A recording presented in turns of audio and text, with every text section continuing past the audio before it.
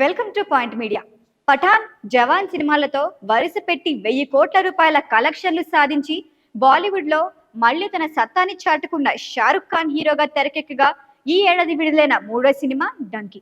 3 idiots, Sanju లాంటి సినిమాలతో దర్శకుడిగా సక్సెస్ అయిన రాజ్ కుమార్ హిరాని దర్శకత్వంలో ఈ సినిమాపై అనౌన్స్మెంట్ టైం నుంచి భారీ అంచనాలున్నాయి.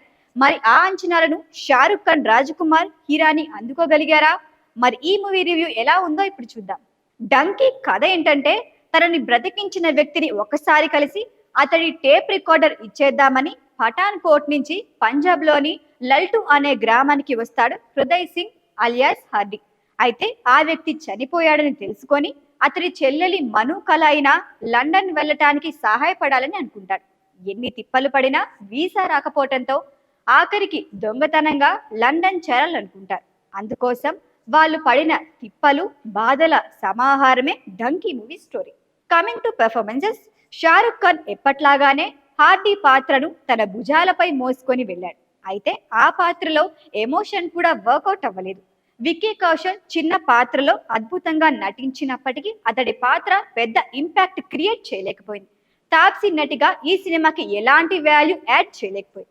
షారుఖ్ తో ఆమె కెమిస్ట్రీ కూడా సరిగా ఎక్కడా వర్కౌట్ అవ్వలేదు. షారుఖ్ ఖాన్ హిరాని కెరీర్ లో అత్యంత తక్కువ స్థాయి క్వాలిటీ సినిమాగా డంకీ ఎప్పటికీ నిలిచిపోతోంది.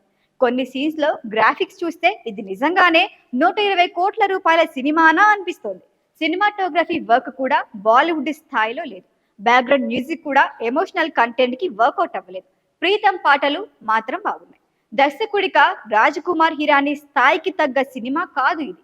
ఆయన తెరకెక్కించిన ముందు సినిమాలు చూసుకున్నట్లయితే కరుడుగట్టిన క్రిమినల్స్ తో కూడా కన్నీరు పెట్టిస్తాయి. కానీ డంకీలో అలా కన్నీరు పెట్టించే మూమెంట్ ఒక్కటంటే ఒక్కటి కూడా లేకపోవటం పెద్ద మైనసే. అలాగే స్క్రీన్ ప్లే సినిమాకి మరో మైనస్ గా నిలిచింది. చాలా చిన్న పాయింట్ ని ఎమోషనల్ గా కనెక్ట్ చేయటంలో ఫెయిల్ అయినట్లు అనిపించింది.